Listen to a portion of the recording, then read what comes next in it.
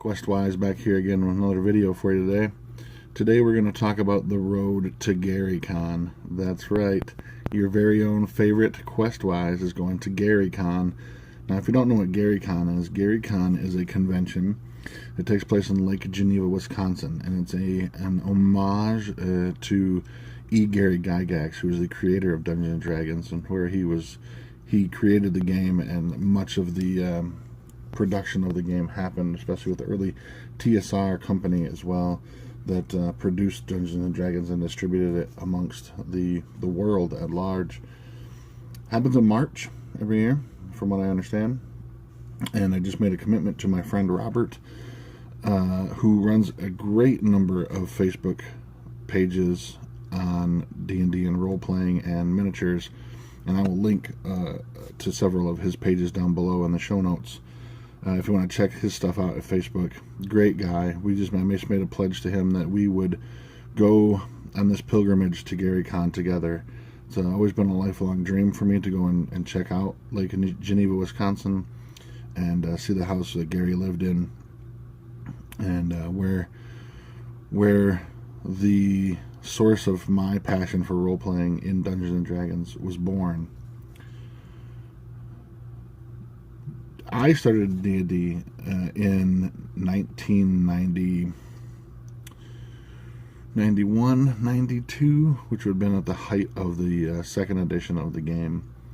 And because of those books, I had my love of history and genre fiction, fantasy, science fiction, grew immensely.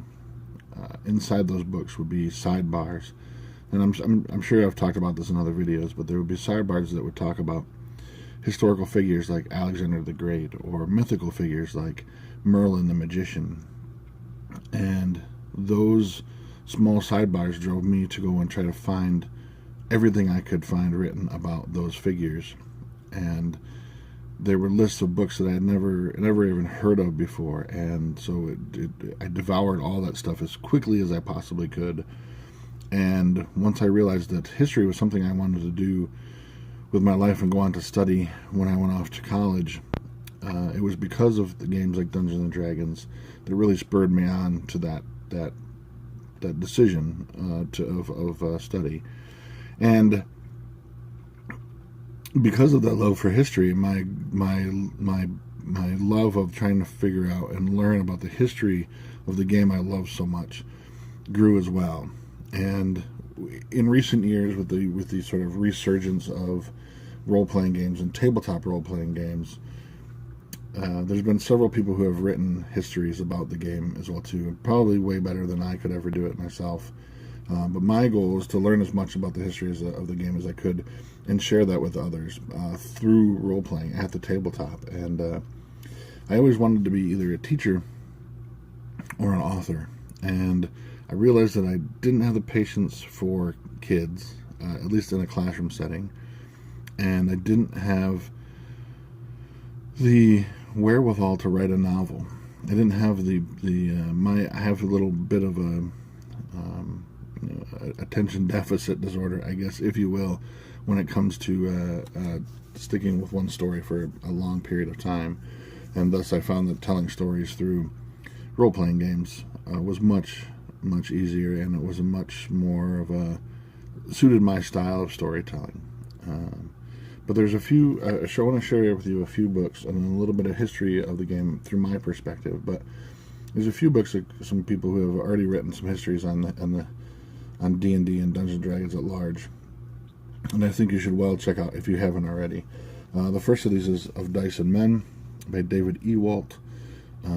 This book is an amazing sort of look at D&D, the history of, and the people who play it. So it's a book about the fandom as well as the history as well too.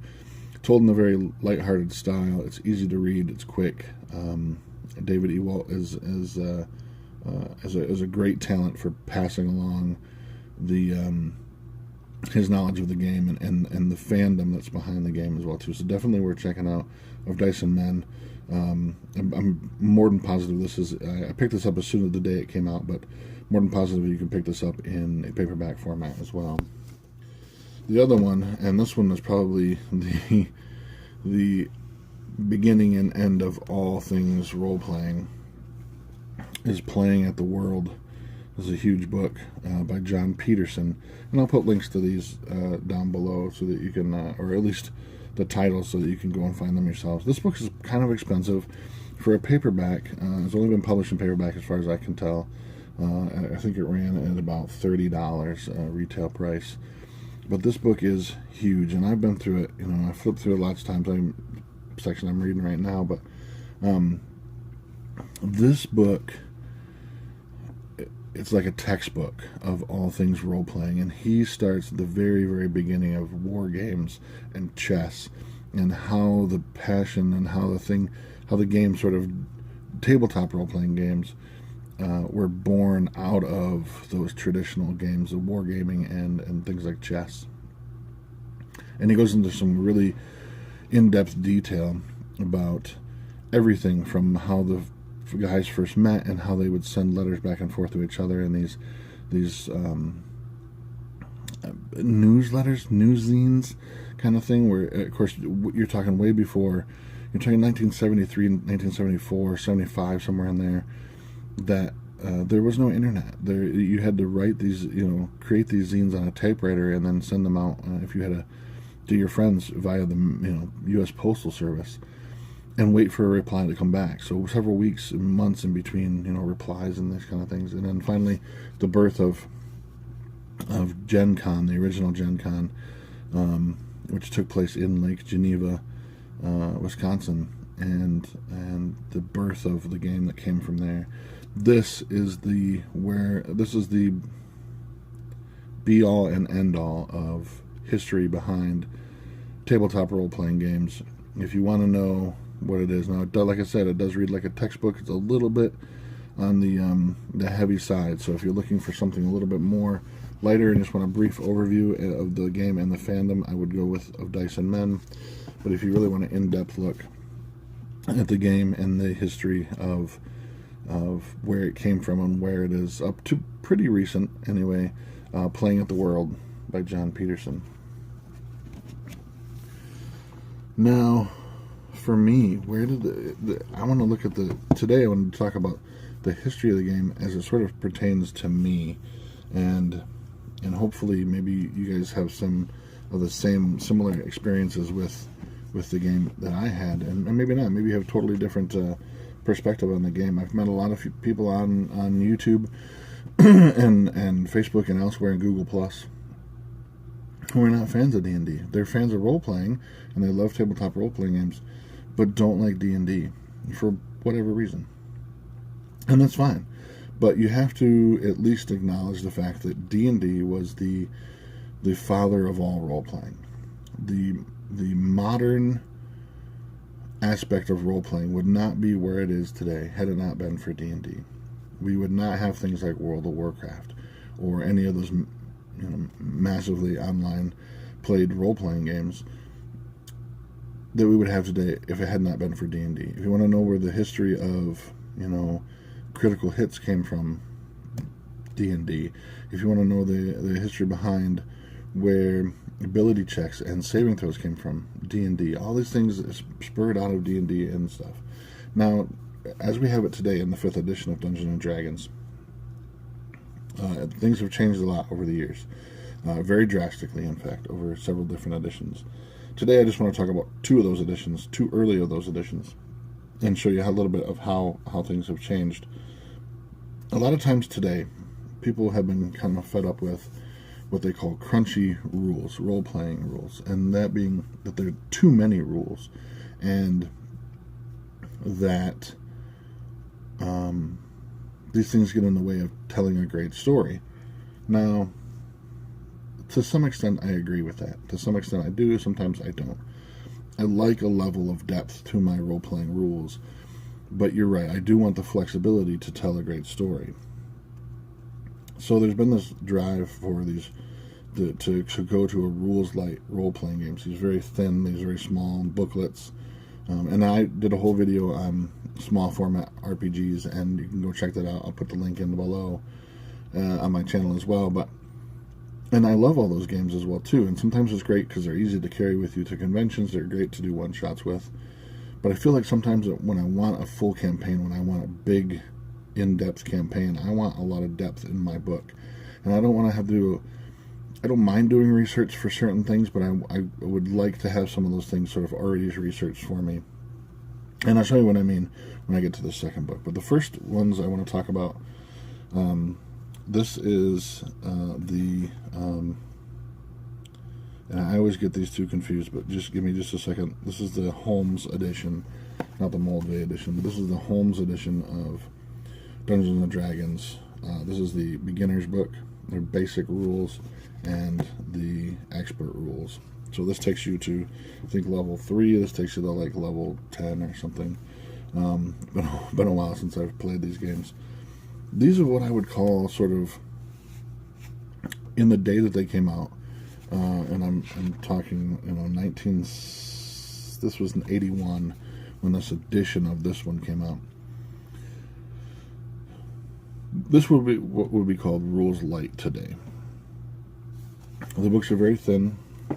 There's, we're only talking about maybe 64 pages in each one of these, and it's just the bare bones basic of D&D.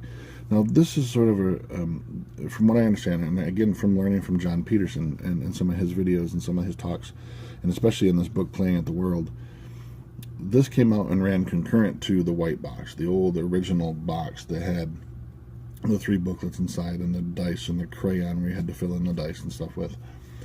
This came out as a sort of a revamping of the rules, and actually ran concurrently with the white box for quite a while until they phased out the white box and then it went to these editions here. But in today's society, with all the stuff that we've seen so far through like 2nd and 3rd edition and 3.5 and Pathfinder, these would be considered rules light. They have the basics of what you need to play a role-playing game, but at the same time, I would call these crunchy as well too. And crunchy, and what I mean is that they're very sort of miniature-centric games. There was a big debate, or this big debacle, I guess is what you'd call it, when 4th edition came out, and it was very miniature-centric. It was very... It encouraged the use of miniatures, almost to the point where you couldn't play the game without miniatures and a grid and a map and whatnot. A lot of people didn't like that. A lot of people said that they felt like they were being forced to play like World of Warcraft or EverQuest. I think that was one of the main purposes of them putting out 4th edition D&D and the way that they designed it. And several of those guys have gone on to create some wonderful other games after 4th edition changed into 5th edition. But I appreciate 4th edition for what it was. I did run quite a bit of it. I did the D&D encounters at several local stores. I think it was an attempt to bring people who were online role players, people who played EverQuest and World of Warcraft, and to bring them back to the tabletop and give them an experience that they were familiar with from those types of games. Now, people said that there was too much. It was too miniature centric, and it's funny because when you go back to some of these early editions, these were very, very miniature centric. If you go back as far as like Chainmail, which is the precursor to Dungeons & Dragons, it was a miniatures game. It was meant to be a miniatures game. And when they created these, they had those in mind that you would be playing with miniatures on a grid or on a map. And that kind of went away in 2nd edition a little bit. Now, people, and I have used miniatures throughout my entire role-playing experience. In fact, I have several just kind of laying around here on my desk. Those are some of the new ones that put out by, by Wizards of the Coast. But I have tons of miniatures just sort of laying around here. And I do love to use miniatures. Now, I do love the theater of the mind style play where you don't use miniatures, and that's fun and it's good for certain situations. But sometimes I find that miniatures are very useful to the game itself, and can give a better experience of certain situations in the game. In fact, I plan on doing a video here soon on the channel which talks about how using miniatures to enhance your role-playing experience as opposed to replacing it and doing a miniatures game. Which again, some of these they were relying upon the idea that you were using miniatures on a map. So there are grids in here that show you how a fireball would look on a map or on a grid that you're playing on, a hex mat or a square mat, whatever, with miniature ideas in mind. It also, when we get to this edition, which was the advanced D&D, or which now is called first edition, as opposed to we call this basic edition. First edition was very, very miniature centric. This game became much bigger. This is the Dungeon Master's Guide and the Player's Handbook. The Player's Handbook has literally no rules in it. It is basically just a guide to creating characters. It has weapons and charts and that kind of stuff in here. Armor, spells. This had all the rules to the game. And some of these were very, very intense. Very crunchy indeed. There are several charts in here on how things would turn if you're flying on the back of a dragon, how well they could turn on a grid on a map.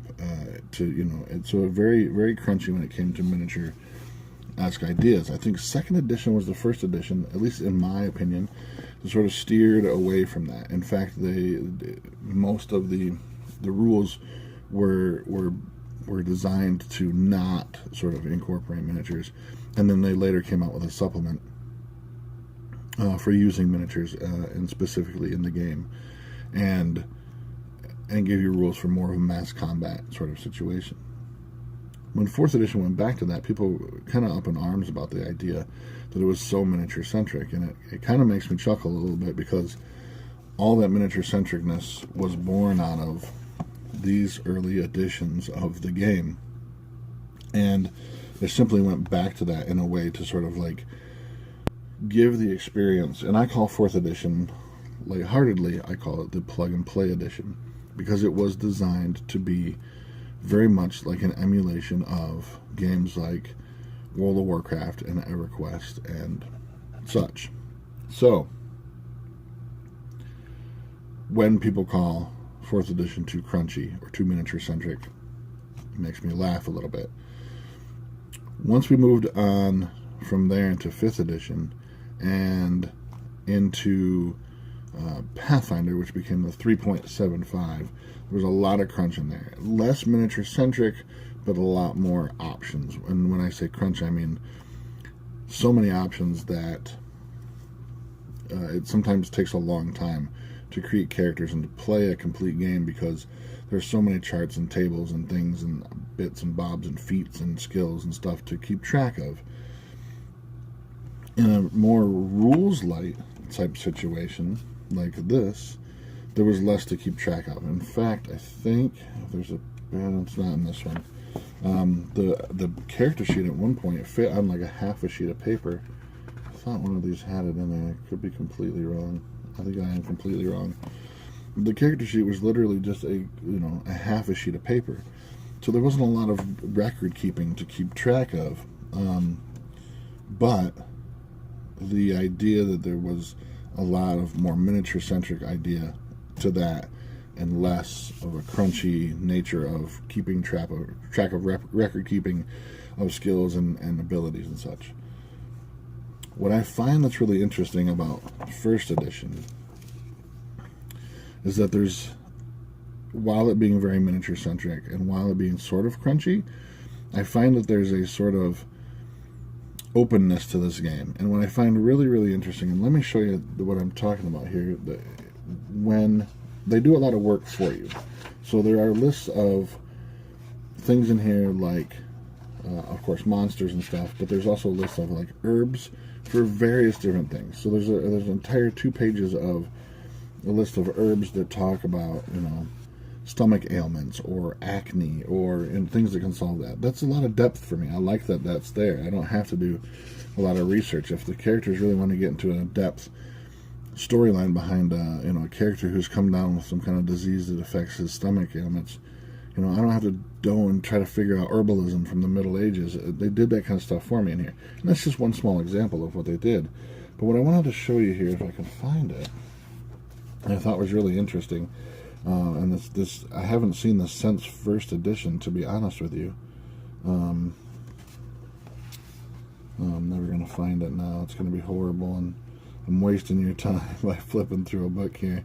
I should have marked this page before I actually started this thing, but what's interesting is that the magic weapons, when you got to weapons like artifacts and things like the Hand of Vecna, some of you old grognards will remember what I mean by when I talk about the Hand of Vecna. They gave you a sort of a brief history of the item, the artifact, but then they left. Here we go. Okay, but then they left a lot of the sort of construction of powers of what the item can actually do to you as a dungeon master. So it's kind of hard to see, but I just want to show you Baba Yaga's hut right here. It gives you a brief history of the hut itself. Then down here you can see these blank lines. And the blank lines were actually there for the dungeon master to create his own powers for his campaign. So it fit into his campaign and fit into the story he wanted to tell. So you could use the history of this thing, a little background, brief background that they give you, but you could modify the abilities in such a way that so that it would fit in with your storyline. Rather than having a pre-constructed artifact that simply didn't fit in your campaign but sounded really cool, and then you have to modify your campaign to actually make the thing fit or make sense. This gives you a lot more flexibility. I haven't seen that since first edition. Second edition started to do a little bit more solid. Here's the stat lines. This is what it does. Boom. Love that idea. I love that idea. I hope, and I really keep the faith in the fact that maybe some of these guys like Mike Merles and the designers over at D&D currently right now will take that kind of stuff to heart. In fact, one of the things that I just recently did is I was running a campaign and I wanted to use the Ring of Winter, one of my favorite magic artifacts from way back in the days of second edition. In fact, I don't even know if there were stats for it in second edition, but there was a great novel based on it and some mentions of it in different books and adventure paths. It was just announced that in the newest supplement for 5th edition D&D, we are going back to the jungles of Chult, which is very important to the background story of the Ring of Winter, and that the Ring of Winter would actually play a role in the thing. So we're actually going to get to see stats for the Ring of Winter. What I love about 1st edition, and what I've done in my campaign, was because there's no current stats for it, I created my own based upon the vision I had of the ring and what I wanted to tell, the story I wanted to tell in my campaign. First edition did that. They gave you those ideas, that kind of thing. So, cool edition. I'm glad that the guys over there, Chris Perkins and Mike Merles and all those guys at Wizards of the Coast right now, they're all fans of these old editions as well too. And they're all fans of the history of D&D, like I am, and like David Ewalt is, and John Peterson is. And they want to incorporate all those ideas because they want to bring new people into the fold, but at the same time they want to please all these people like myself and my friend Robert, who I'm going to GaryCon with, into staying with the game and giving them that sort of depth and appeal that has been throughout the entire existence of D&D. So, don't want to waste too much more of your time. We're at almost 25 minutes on this video. I've been rambling on long enough. I hope you enjoyed this little brief history from my point of view. But this is going to be video number 1 of my road to GaryCon, and I want to kind of share a little bit more of my perspective of the game of D&D and the history of, and the depth and the play styles available as we continue on and we get closer to heading to GaryCon in March of 2018. So, I guess with that, I have to say to everyone, be safe, be kind to one another, and I'm Questwise, and we're out.